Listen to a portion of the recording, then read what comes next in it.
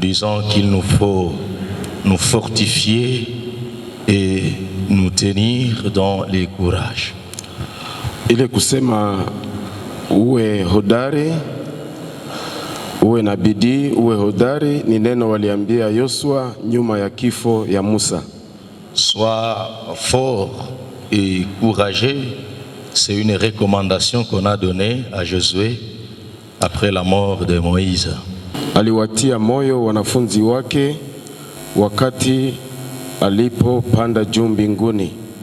Jésus aussi a consolé ses disciples quand il voulait monter au ciel. Kiasi aliwaambia ya kwamba ni faida kwenu mimi kuondoka. Jusqu'à le rassurer que c'était pour eux un avantage qu'ils puissent rentrer au ciel. Sio tu Yesu alifanya hivyo na manabii walifanya hivyo. Même les prophètes eux aussi ont procédé comme ça. Elia nyuma ya kuondoka kwake, après le départ d'Élie, alikuwa amemtayarisha Elisa. Il avait déjà préparé Élisée.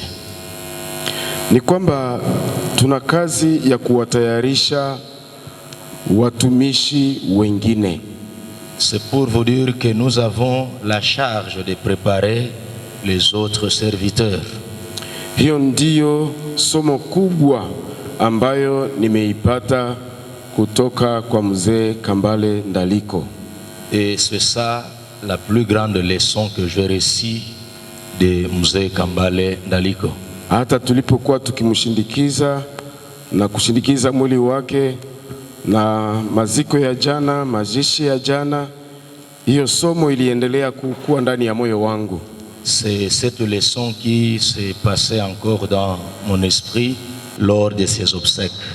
Kutayarisha wanafunzi watumishi wapya. Préparer les nouveaux disciples et les nouveaux serviteurs. Na ni ya maana tena kufikiria jambo hili asubuhi ya leo. Et cela est très important pour méditer encore sur cette leçon ce matin. Nécessité. Umuhimu ya kuweza kuwafanya wanafunzi wapya. La nécessité de faire des disciples. Ni ya maana sana kuwafanya wanafunzi wapya. La nouvelle génération de hommes de Dieu, de leaders, la nouvelle génération de l'église.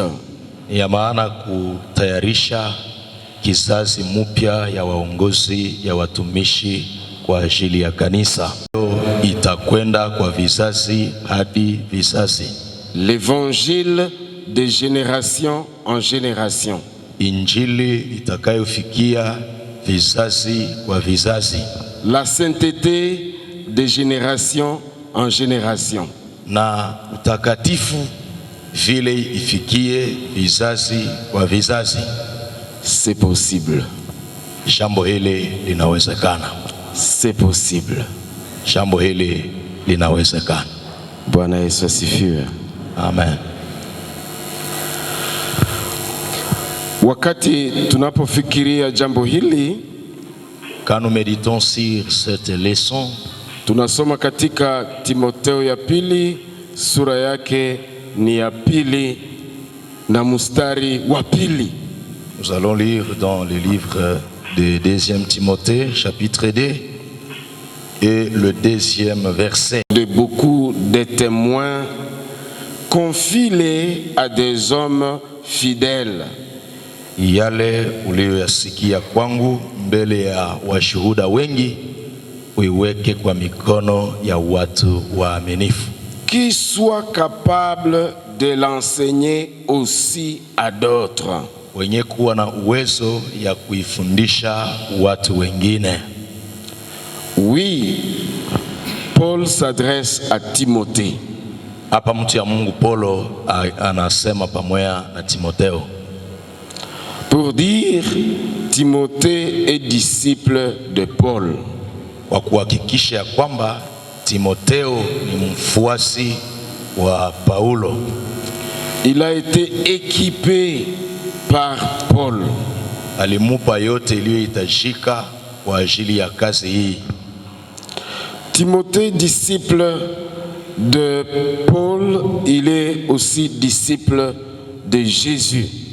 Timotheo alikuwa mfuasi wa Paulo vile mfuasi wa Yesu Kristo.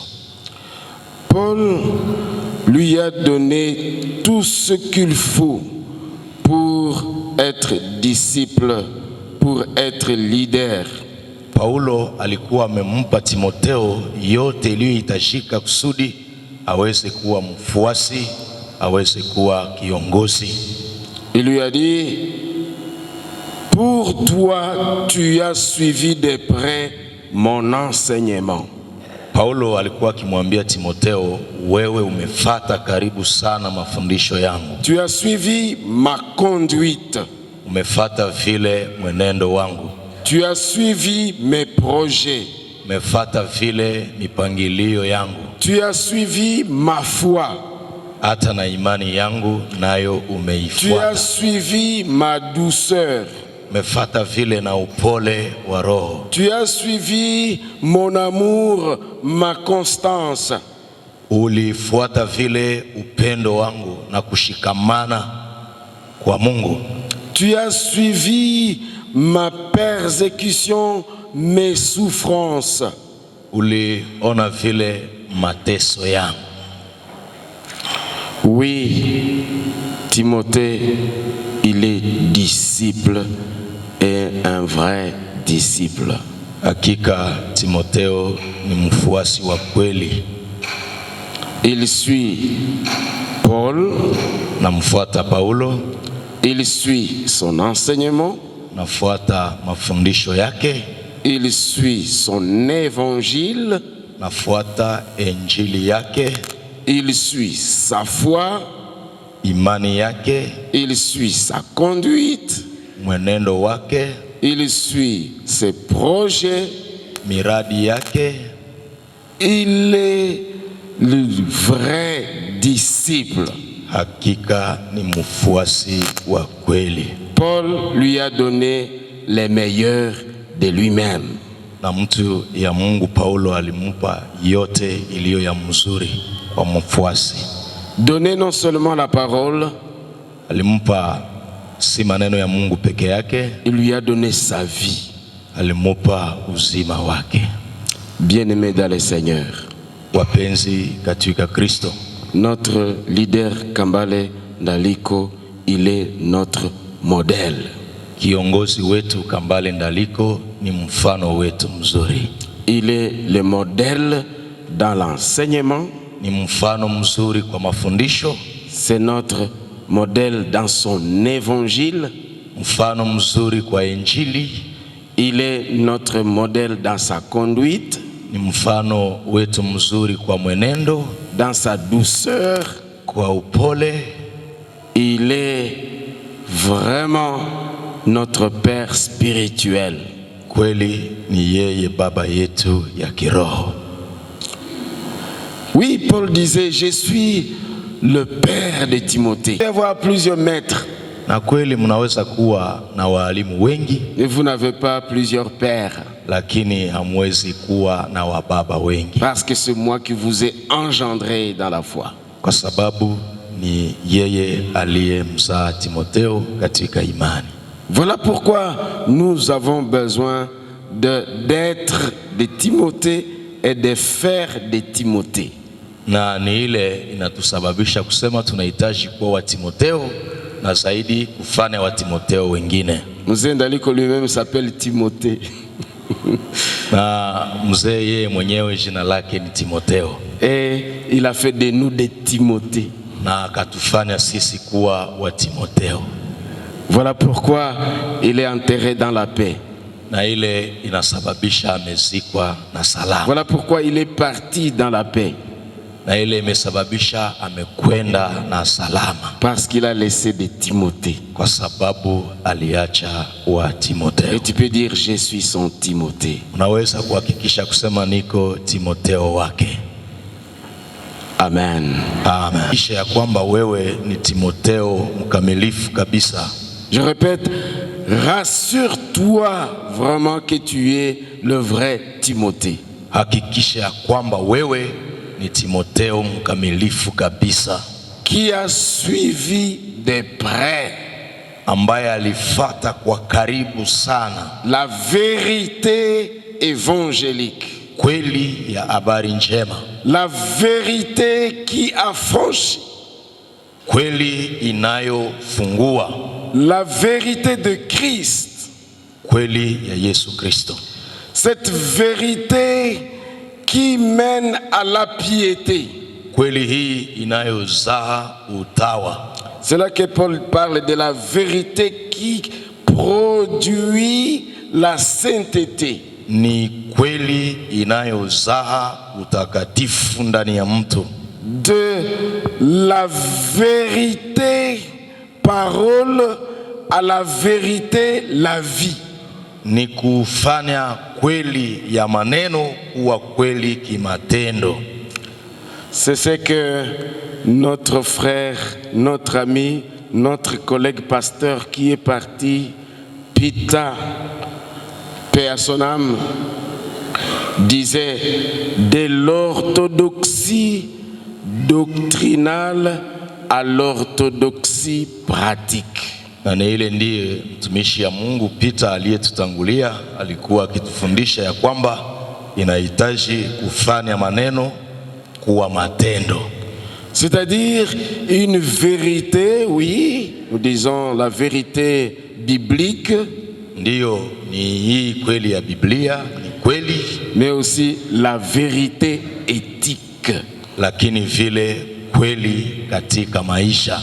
Ça c'est loin du pharisaïsme. Na hii iko mbali kabisa na mafundisho ya Wafarisayo. Parce que les pharisiens disent et ne font pas. Magumu ya Wafarisayo ni ya kwamba wanasema maneno mazuri ambayo hawaishi. Au point que Jésus dira, écoutez ce qu'ils vous disent et ne faites pas ce qu'ils font. Mpaka Yesu akafundisha ya kwamba ilihitajika kuwasikiliza Mafarisayo lakini bila kutenda kama wao. Parce qu'ils disent une chose pour faire le contraire. Kwa sababu wanasema neno mzuri na wanatenda kinyume na ile ambayo walisema. Alors, ne soyez pas pharisiens. Musiwe Wafarisayo. Jésus disait à ses disciples, ne soyez pas comme des pharisiens. Yesu aliwaambia wanafunzi wake, musiwe kama Wafarisayo. Ne priez pas comme les pharisiens. Msiombe kama Wafarisayo. Ne donnez pas vos offrandes comme les pharisiens. Msimtolee Mungu sadaka kama Wafarisayo. Ne dirigez pas comme les pharisiens. Msiongoze vile kama Wafarisayo. Le leadership pharisien Uongozi wa Wafarisayo a été rejeté par Jésus. ulikataliwa na Yesu Kristo. L'éthique des pharisiens a été rejetée par Jésus. Tabia ya Wafarisayo ilikataliwa na Yesu. Le culte des pharisiens a été rejeté par Jésus. Na ibada vile ya Wafarisayo haikukubaliwa na Yesu. Même leur synagogue, Jésus ne voulait pas prendre le modèle des pharisiens.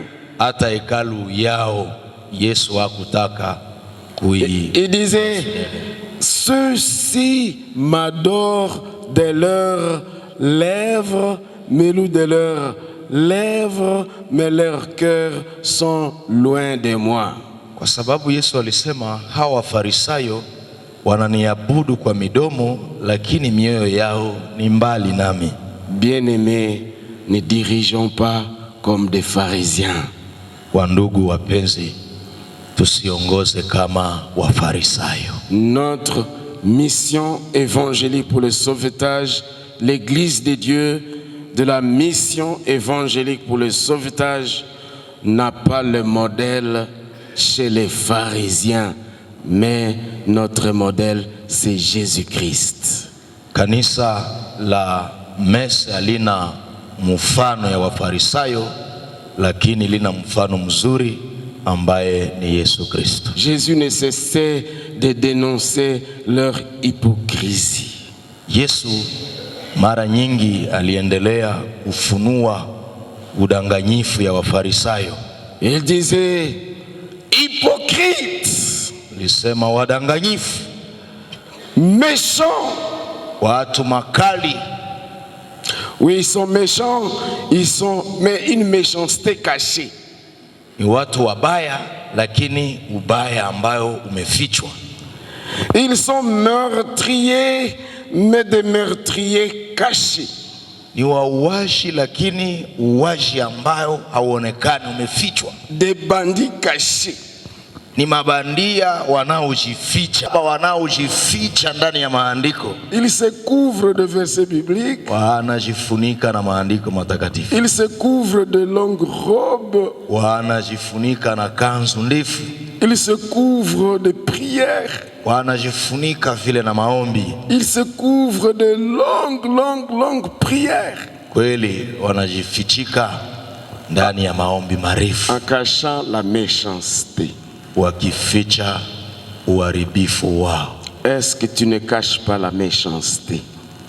Kwa kweli haufiche uharibifu. Est-ce que tes péchés cachés, maovu yako ya siri, tu ne les couvres pas par une fausse humilité, est-ce que hauifiche na unyenyekevu ya bongo, une fausse simplicité au temple? kunyenyekea ya bongo ndani ya ibada. Mais ce que tu feras derrière les murs, c'est autre chose. Lakini matendo ambayo unafanya nje ya hekalu ni ingine. Bien-aimés dans le Seigneur, Wapenzi katika Kristo, Dieu dénonce l'hypocrisie. Mungu amefunua udanganyifu. Ne sois pas hypocrite. Usiwe mdanganyifu. Ne sois pas hypocrite. Usiwe mdanganyifu. Car ton hypocrisie a une fin. Kwa sababu udanganyifu wako una mwisho. Alors, si vous dites amen, dites amen bien. Kama mnasema amen, mwiseme mzuri. Yesu aliweza kulisimamisha kanisa sur une base de la vérité. Alilisimamisha kanisa yule ya msingi ya kweli, sur une base de la vérité, de la parole et de la vie. Yule ya msingi ya kweli na maisha. Parce que lui-même est la vérité, il est la vie. Kwa sababu Yesu Kristo mwenyewe ni kweli na uzima. Les pharisiens ont la vérité sans la vie. Wafarisayo wana kweli lakini hawana maisha inayoambatana na kweli. Et parfois la vérité mal comprise et mal interprétée. Na kweli ambayo haisikike vizuri, oui, walikuwa nayo. Ils avaient les saintes écritures mais mal comprises. Walikuwa na maandiko matakatifu ambayo hawakuelewa. Ils n'avaient pas la clé de l'interprétation des saintes écritures. Hawakukuwa na funguo ya ufunuo wa maana ya maandiko matakatifu. Ils ont jeté la clé de l'interprétation de la vérité. Walitupa funguo za ufunuo ya maandiko matakatifu. Jésus est la clé de l'interprétation de la compréhension des saintes écritures. Yesu ni funguo ya ufunuo ya kuelewa maandiko matakatifu. Nous comprenons les écritures par Jésus-Christ, par la révélation de Jésus-Christ. Tunaelewa maana ya maandiko matakatifu kwa ufunuo wa Yesu Kristo. De la Genèse à Jésus, wakati wa Farisayo walimtupilia Yesu, ils ont jeté la clé. Walitupa funguo, la clé de la compréhension de la vérité. Funguo ya ufunuo ya neno la Mungu. Et ils sont devenus aveugles. Na wakakuwa vipofu. Ils ne comprenaient plus rien de la parole, rien de la vérité, rien des écritures. Hawakuelewa tena kitu chochote kinachoambatana na maandiko matakatifu. Voici ce que je vous dis comme message. Ni ile ndio ninapenda niwapatie kama ujumbe ya leo. Chers disciples de Jésus-Christ, ninyi wafuasi wa Yesu Kristo, vous avez la clé. muna funguo. Alléluia. Vous avez la clé. Mbia Petro ya kwamba nimekupa funguo. C'est bon d'avoir la clé. Ni mzuri zaidi kupata funguo. La clé d'interprétation de la parole, la clé du royaume est entre nos mains. La clé. Funguo ya kujua maana ya maandiko, funguo ya ufalme wa mbingu iko katika mikono yetu. Vous avez la clé. Muna funguo. Acclamons le Seigneur Jésus. Tumshangilie Bwana. Wa Yesu Kristo a la clé. Alikuwa na funguo. Il s'est converti du pharisaïsme jusqu'à devenir disciple de Jésus. Aliokoka kutoka dini ya Wafarisayo na akafanika kuwa mfuasi wa Lui-même Yesu. était un grand pharisien. Paulo alikuwa mfarisayo mkubwa.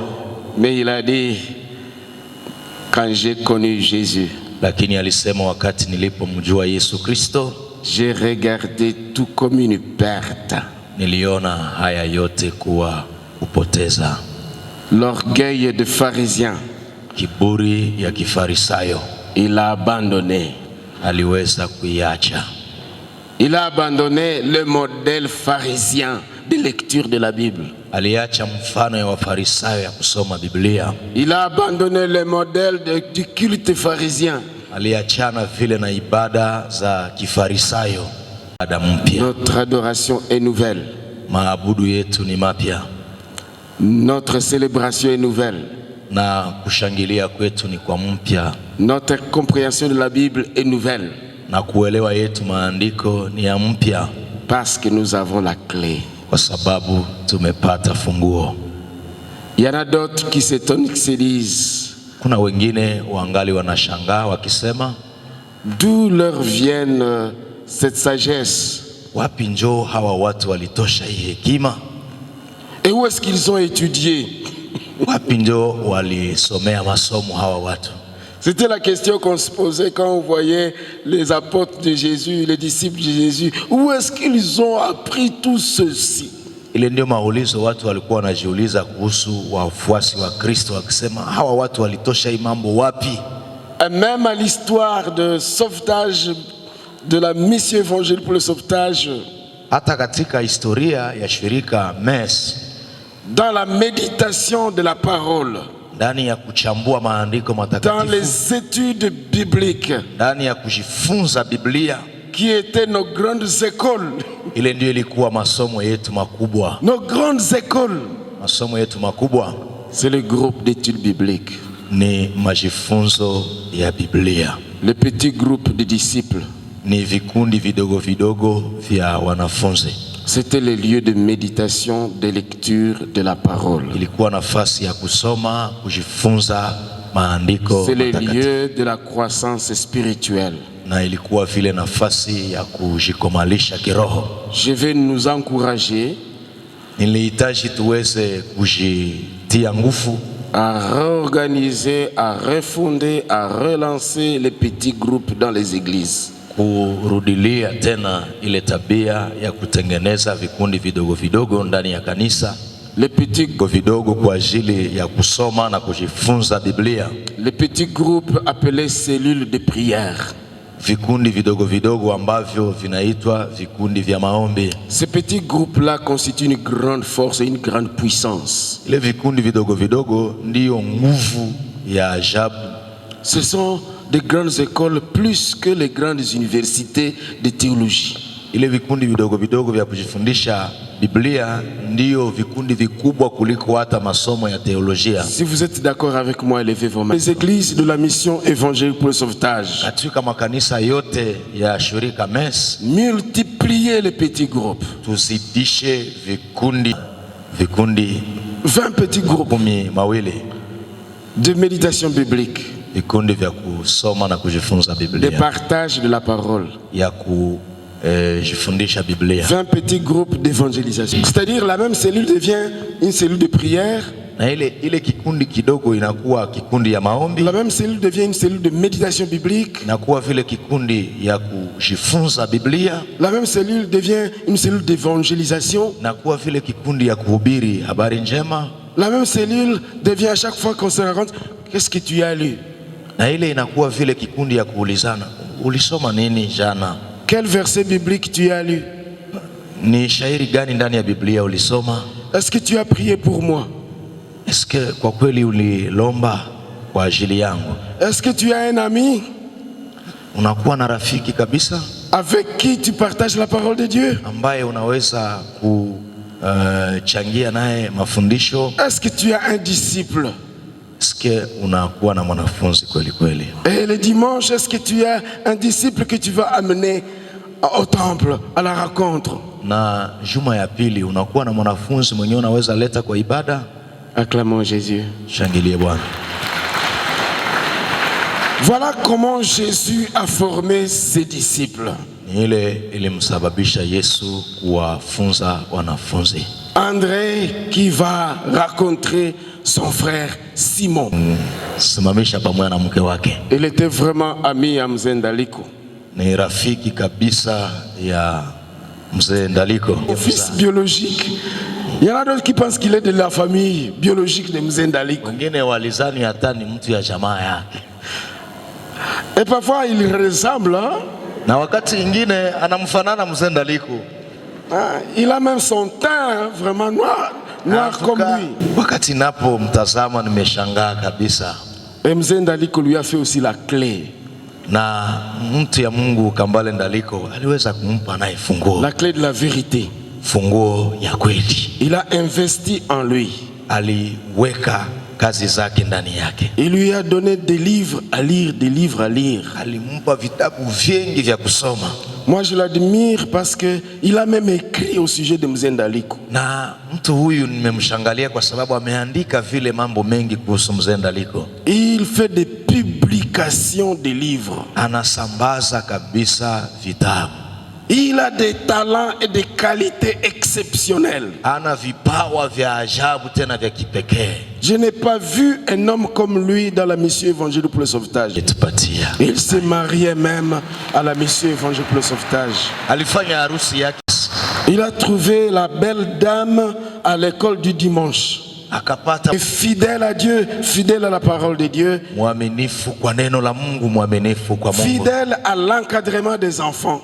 Mwaminifu kwa kuwafundisha watoto. Elle est formidable. Ni mwanamke wa ajabu kabisa. Et ils ont fondé un meilleur couple. Na wamejenga unyumba mzuri. Et ils ont aussi des enfants. Na servir le Seigneur comme des disciples de Mzee Ndaliko. Ni watu kama hawa ndio wanafaa kutumika kama wanafunzi wa Mzee Ndaliko. Nous disons à gloire au Seigneur de nous avoir donné des disciples. Tunamshukuru Mungu ambaye aliweza kutupatia wanafunzi mfuasi. Des disciples qui deviennent des apôtres. Wanafunzi ambao wamefanyika kuwa mitume.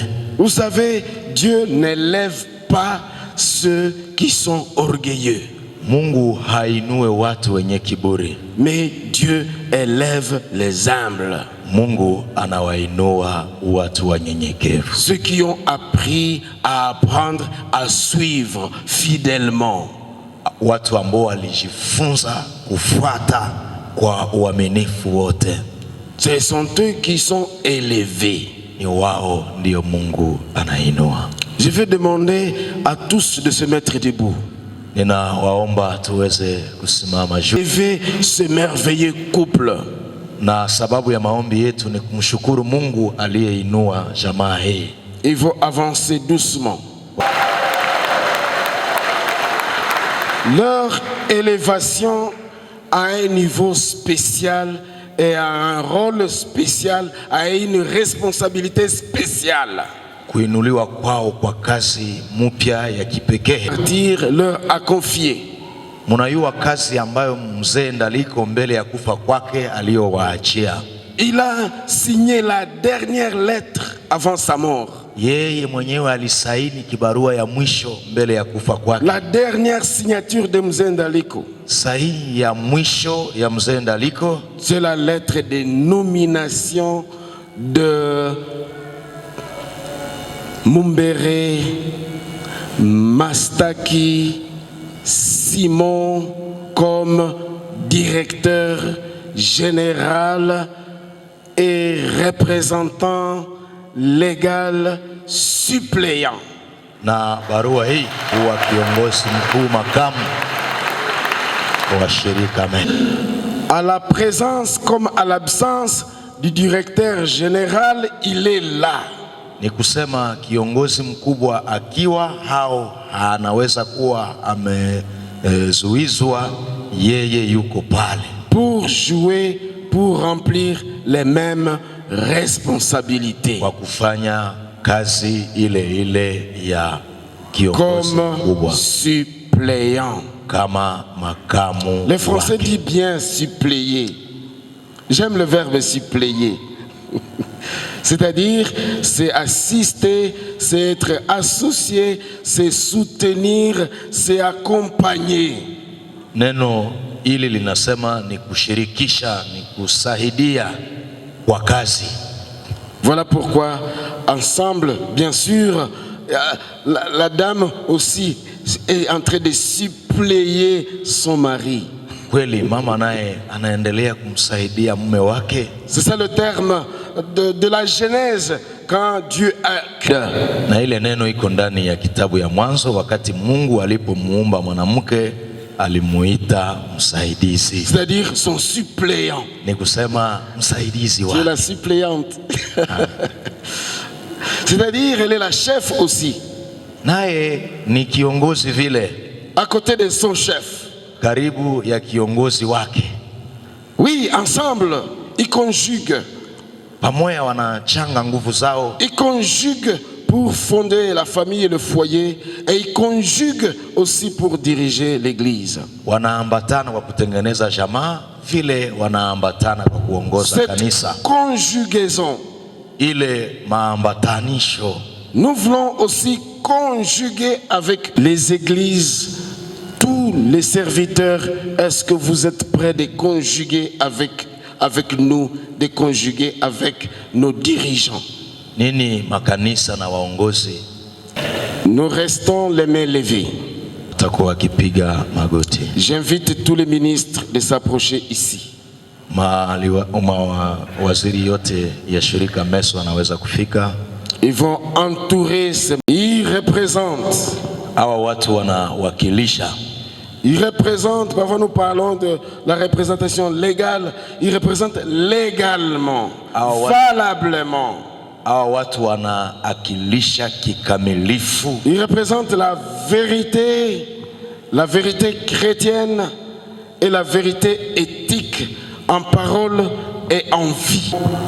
Avec ton épouse, est-ce que vous dites oui, vous allez défendre cette vérité de la parole chrétienne, de l'évangile de Jésus? Vous promettez garder cette vérité doctrinale et éthique? Nous le promettons.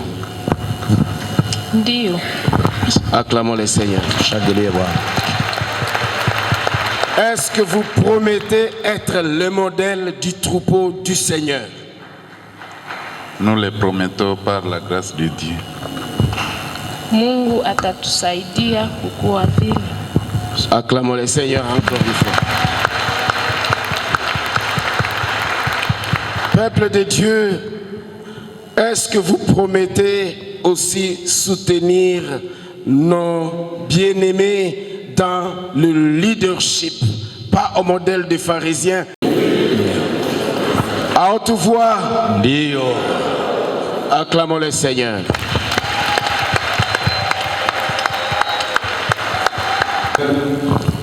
Et nous allons prier le Seigneur.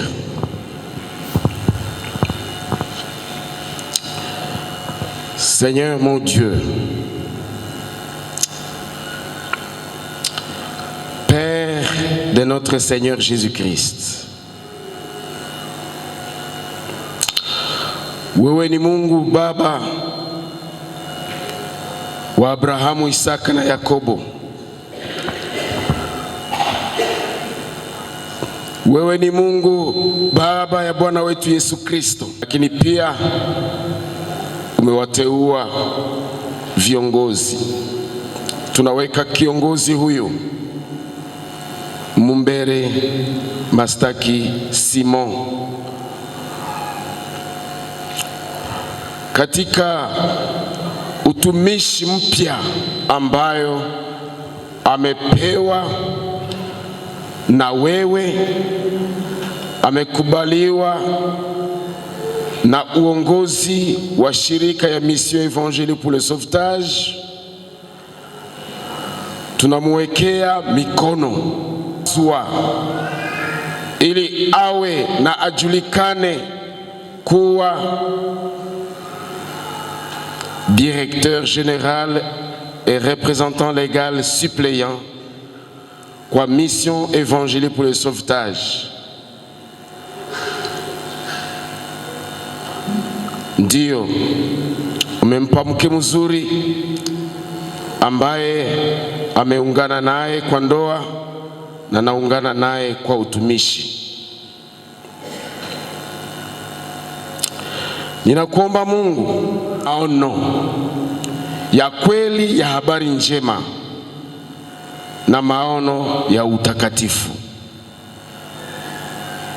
mbali na kuwa munafiki, mbali tofauti kabisa na Wafarisayo, lakini kwa Roho wa Kristo, neno aliye uzima na uzendo, na kwa matendo. Bwana, ninamwombea na kwa niaba ya kanisa na shirika yote naombea awe baraka kwa wengi, kwa jamaa yake yote, kwa serikali yetu ya République démocratique du Congo. Bwana, umuinue, kwa sababu unashindana na wenye kiburi, lakini unawainua wanyenyekevu. Umemuinua na utazidi kumuinua, toka utukufu hadi utukufu, toka nguvu hadi nguvu, toka ushindi hadi ushindi. Bwana, umuinue na kuwafanikisha adui zao, na wanaojifanya adui zao wapate kushindwa. Kila ulimi unaoinuka kwa kuwalaani upate kushindwa, na kila silaha inayoinuka kwa kuwaangamiza ipate kushindwa. Asante Mungu. Naomba haya ni katika jina la Yesu Kristo. Amen. Amen. Tahitaji félicitations pour dire félicitations et bienvenue. Bienvenue. Soyez fidèles. Soyez fidèles. Soyez fidèles. Soyez fidèles. Félicitations. Soyez fidèles. Félicitations. Makofi kwa Bwana.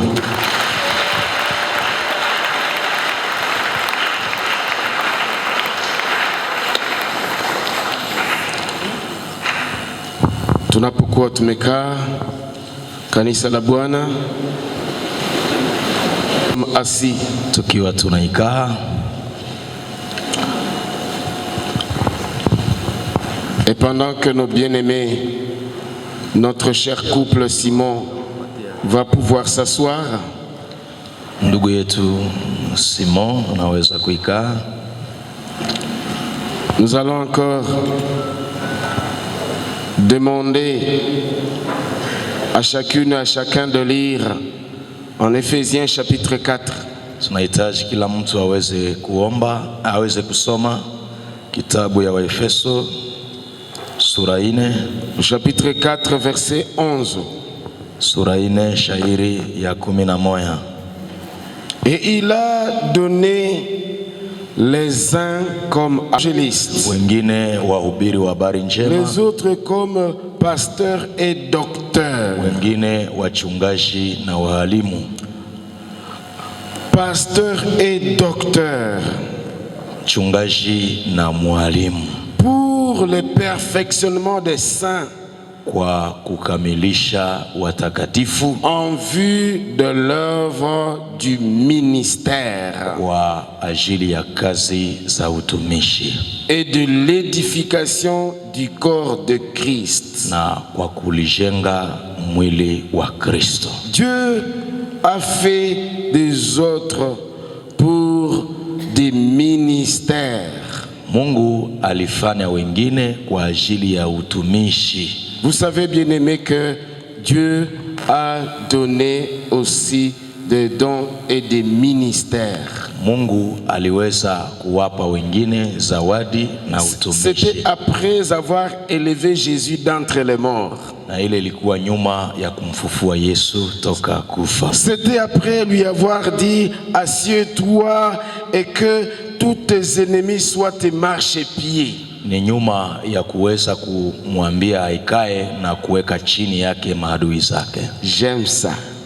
Ninafurahia ile neno. J'aime que Jésus étant élevé, étant monté dans les hauteurs. Ninafurahia neno kusema wakati Yesu aliponyanyuliwa mbinguni, Il a fait des dons aux hommes. aliwapatia watu zawadi. Il a dit, il est de votre avantage que je m'en aille. Alisema ni kwa faida yenu inahitaji niondoke. C'est de votre intérêt que je vous quitte, que je vous prenne congé. Ni kwa faida yenu ndiyo ninatuma naondoka. Parce que quand je serai parti, Kwa sababu wakati nitaondoka, vous aurez un autre, mtapata mwingine, le Saint-Esprit. Roho Mtakatifu. Le Saint-Esprit qui sera avec vous et en vous. Roho Mtakatifu atakayekuwa pamoja nanyi na ndani yenu vile. Il vous rendra capable. Atawawezesha. Il vous rappellera tout ce que je vous ai. Yule ambaye anatukumbusha kweli, Celui qui est permanent avec nous anayekuwa pamoja nasi kwa wakati wote et en nous, ndani yetu, c'est le Saint-Esprit. ni Roho Mtakatifu. Acclamons le Seigneur. Shangilie Bwana. Et celui, le Saint-Esprit, qui fait des dons et des ministères. Na ni Roho Mtakatifu anayeleta zawadi na utumishi. Comme nous avons le ministère de l'évangélisation et mission. Kwa hivi tuna utumishi wa upasaji wa habari njema na umisheni. Nous avons les ministres chargés de l'évangélisation et mission. Tunakuwa na kiongozi anayesimamia habari njema na umisheni. À la personne de Jérôme Moufanzala, il va se mettre debout. Ni ndugu Jérôme Moufanzala. Nous avons le ministère de la pastorale, inayowakilisha uchungaji. c'est-à-dire Wakristo wanahitaji mchungaji. les églises ont besoin de bergers. Makanisa inahitaji wachungaji. Moi-même comme chrétien, j'ai besoin d'un berger. Na mimi kama Mkristo ninahitaji vile mchungaji. Mon berger, c'est pasteur Simisi. Na mimi pasteur yangu ni Katuva Mwaliro Nemi. Parce que je prie dans l'assemblée locale de Katindo. C'est lui mon pasteur Simisi, il est mon berger. Ni Pastor Simisi ndiye mchungaji ya directeur et représentant légal. Il est vrai, Jésus, il est le bon berger. Kweli Yesu ni mchungaji mwema, Mais aussi j'ai un pasteur Simisi, il est mon berger. lakini vile na mchungaji Simisi ni mchungaji wake mzuri. Chacun de nous a besoin d'un berger. Kila mmoja wetu hapa anahitaji mchungaji. Tu poses la question à ton voisin, est-ce que tu as un berger? Uliza aliye karibu na wewe, ni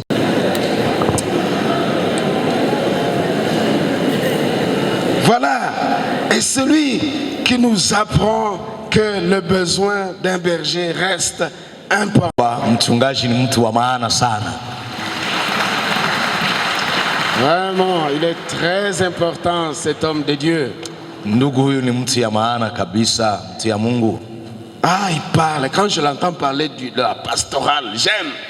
Wakati anaeleza kuhusu uchungaji, nafurahia kabisa. J'aime quand il enseigne, c'est comme un pro, avec des virgules, des accents, des petits détails. Ana maelezo marefu kwa utafiti mwingi kabisa.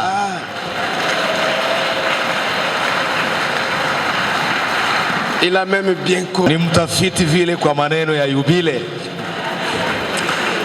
Je peux l'appeler jubilologue. Ni mwanaume wa Yubile kabisa. Il a bien fait ce travail. Alifanya kazi ya kutengeneza Yubile mzuri. Je l'admire beaucoup. Namshangalia mtumishi huyo. À côté de ce ministre chargé de l'éducation chrétienne et vie de l'église, Karibu et développement, kunakuwa vile kiongozi anayehusika na mambo ya maendeleo.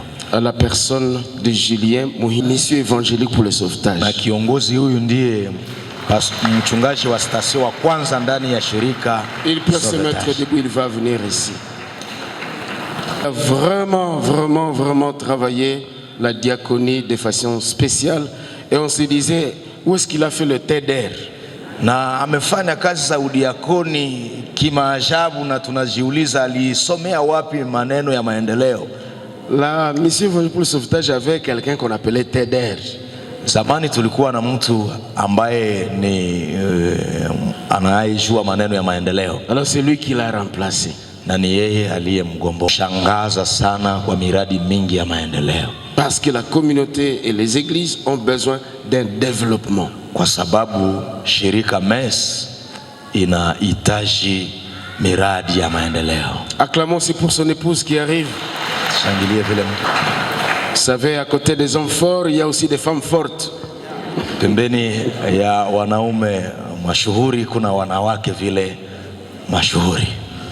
Nous voulons accueillir celui qui coordonne toutes nos écoles. Ni yeye anayesimamia masomo yote ya shirika MES. Et aussi toutes les initiatives qu'il a vraiment sont impeccables et louables. Ana Mon peuple périt faute de connaissance. unajua ya kwamba watu wangu wamepotea kwa kukosa kujua. À la fois, il faut ajouter la connaissance. Kwa maneno ya imani tunalazimisha kuongeza kujua. Ah, nous avons besoin de la connaissance, besoin de formation. Kwa namna yote tunahitaji kufunzwa. De formation théologique, de formation en communication. Mafundisho ya kibiblia, mafundisho ya mawasiliano. Et lui-même qui est à côté de moi, il est ministre de communication. Merci. Et il va se mettre à côté du ministre de l'enseignement.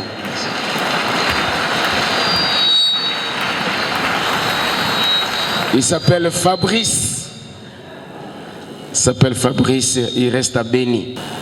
Et pour une surprise, je vous fais une surprise de l'année 2021. Ninawapatia kitu ya kushangalisha kwa mwaka huu wa 2021. Nous avons le ministre de la santé. Tumempata kiongozi atakayesimamia maneno ya afya. Dr. Kioero Jackson. Ni mganga Kioero Jackson. Dieu s'est trouvé même des médecins. Mungu aliwapata vile waganga. Il y avait aussi Dr. Luc. Kulikuwa vile mganga ndani ya Biblia anaitwa Luka. Ah, il a écrit l'évangile des apôtres. Aliandika vile kitabu ya matendo ya mitume. Il était docteur. Alikuwa mganga. Médecin. Mganga kabisa. Mais un médecin qui aime le Seigneur.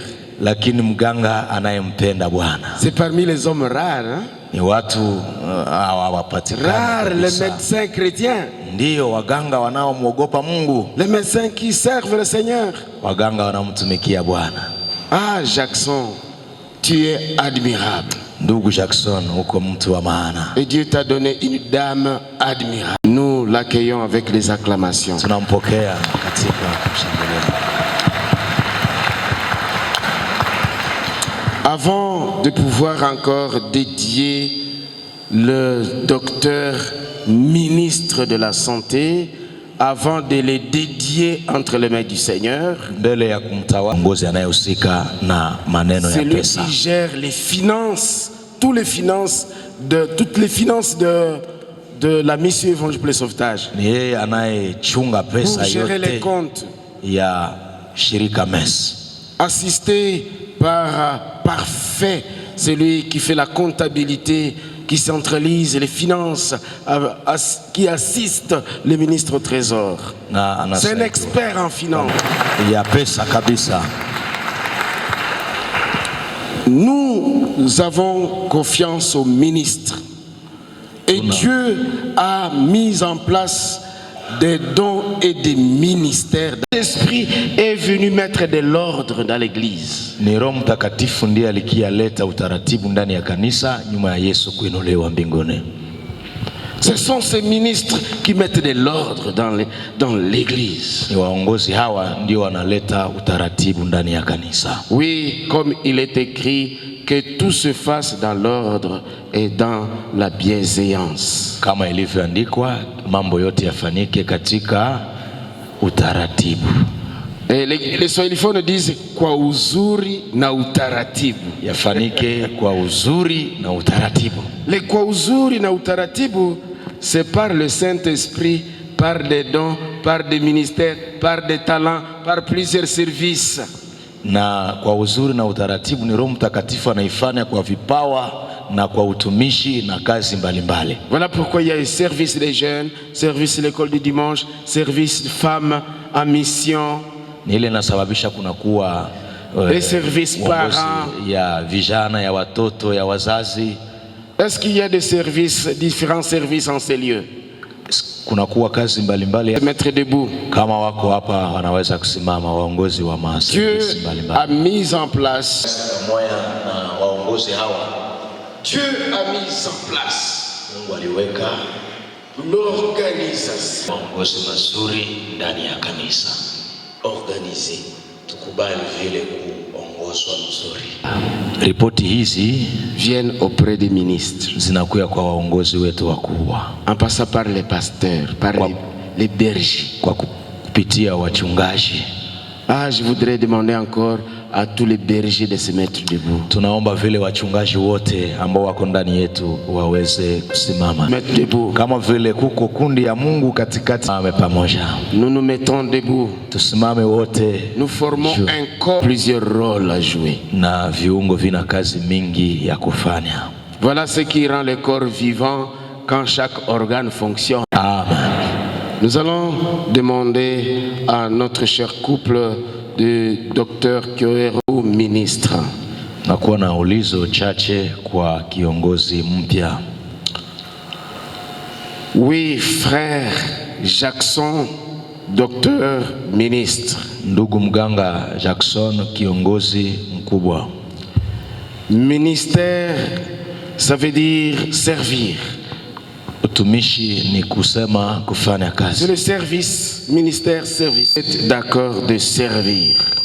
Unakubali kuweza kutumika. Pour le bien-être de l'homme, des hommes, sans discrimination de race, sans discrimination de religion, sans discrimination ethnique.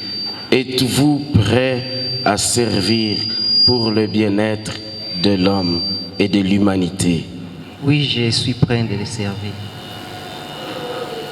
Madame? Oui, je suis prêt de servir. Asante sana. Acclamons le Seigneur. Mwenendo unaolazimishwa kufuatiwa. Êtes-vous prêt à respecter et à suivre scrupuleusement les valeurs chrétiennes dans les services? Oui, je suis prêt. Acclamons le Seigneur.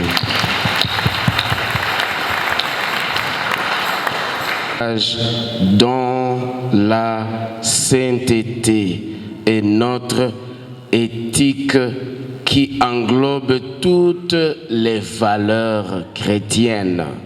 Êtes-vous prêt de marcher selon la sainteté?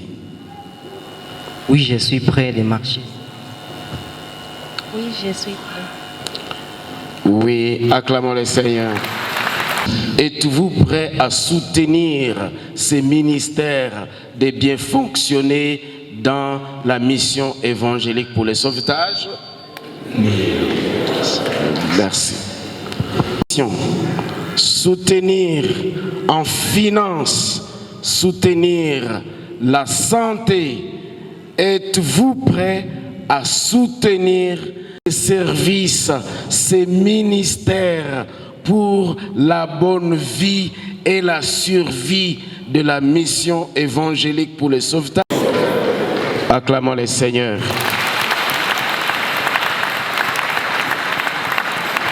Les ministres et les ministères de venir s'associer au ministre de la Santé ici devant.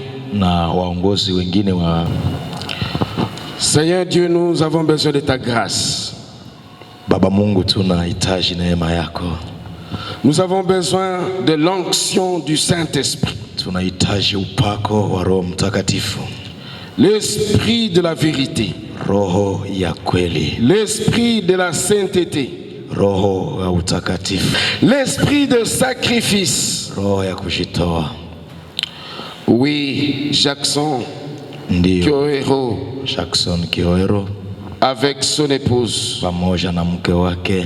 Nous te les dédions, Seigneur. Tunawakabidhi kwako Bwana. Nous te les confions, Seigneur. Tunawakabidhi kwako Bwana. Pour qu'ils soient à toi et à ton service. Ili wawe kwako na kwa kazi yako. Pour qu'ils soient à toi et au service de l'Église. Ili wawe kwako na kwa taifa ya Kongo. Pour servir les familles, pour servir la communauté, pour servir ton peuple. Ili watumikie watu wako.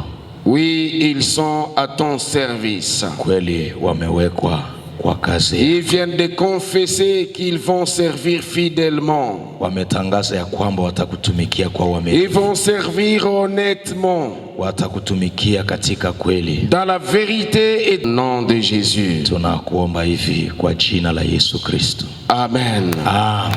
Nous demandons au ministre de les encourager, de les saluer, réconfort, de soutien.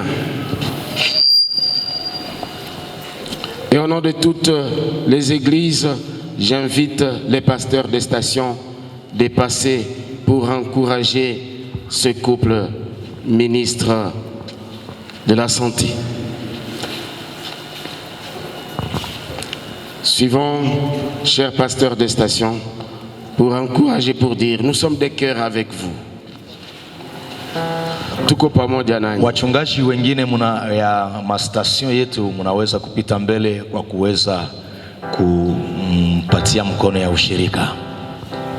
Et vous pouvez vous saluer mutuellement pour dire unissons-nous, unissons-nous. Na nini kule mnaweza kusalimiana kwa ushirika. Comme un seul corps. Mkiambiana tushirikiane. Nous sommes un corps vivant. Mwili ulio hai. Un corps dynamique. Mwili unaofanya kazi. Soyons actifs. Tuwe mwili wa Kristo. Soyons dynamiques, vivants. Tuweze kuwa hai. Kanisa hili ni kanisa la umisheni. Cette église est dite une église sainte. Ni kanisa la watakatifu. Cette église elle reste une église unie. Hii kanisa iko moya na haitagawanyika. Et nous voulons garder notre unité. Na tunapenda kuchunga umoja wetu. Nous voulons garder la vérité. Tunapenda kuchunga kweli. Gardons l'unité, gardons la vérité, gardons la sainteté. Umoja, utakatifu. Oui. Ndio. Gardons jalousement. Tuchunge ile kweli kabisa. Jusqu'au dernier sacrifice de la mort. Unajua jambo ambayo Naboti aliweza kutenda? Vous vous rappelez de Naboth? Unamkumbuka Naboti? Qu'il vende son héritage. Walimlazimisha auzishe urithi wake. Et vous savez, Naboth a dit, ce n'est pas à vendre. Naboti alisema urithi wangu sio wa kuuzisha. Disons tous ensemble, l'évangile ce n'est pas à vendre. Tukiri wote kusema habari njema haiko ya bei. Ils ne sont pas à vendre. Makanisa yetu haiko ya kuuzisha. C'est vraiment l'héritage qui nous a été laissé par Jésus-Christ lui-même. Ni urithi ambayo Kristo alituachia mwenyewe. Les anglophones disent not for sale. Waingereza wanasema sio kwa bei. Si on écrit ici not for sale, not for sale, Wakiandika kwenye parcelle sio ya kuuzisha. c'est que n'osez pas acheter cette parcelle-là. Ni kutangaza kusema usijitume kuuza parcelle Parce que là vous aurez tout perdu. kwa sababu utakuwa umepoteza yote. Hii haiko ya kuuzisha. Héritage pour la gloire Jina la Bwana. des générations. Le Seigneur. Shangilie.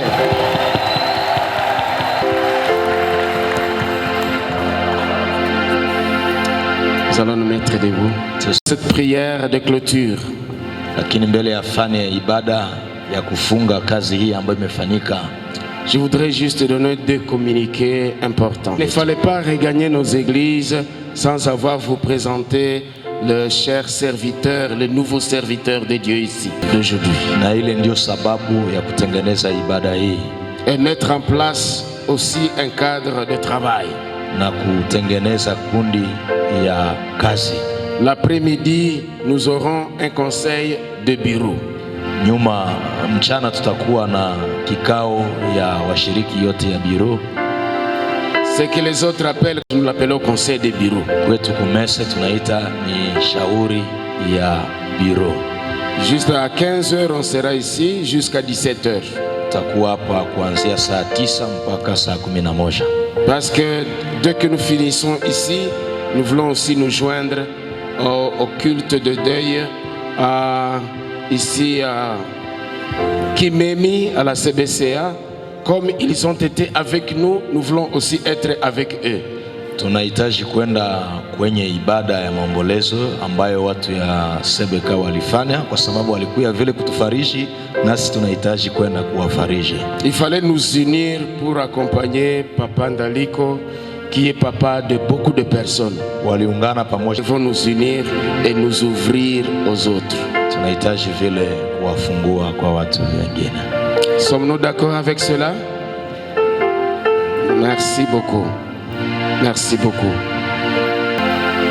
Tous unis en esprit, tous unis en Jésus, tous unis en esprit, tous unis. Bwana akubariki na kukulinda, kuangazie nuru ya uso wake na kukuonyesha neema. Bwana anyanyue uso wake juu yako na kukupa salama.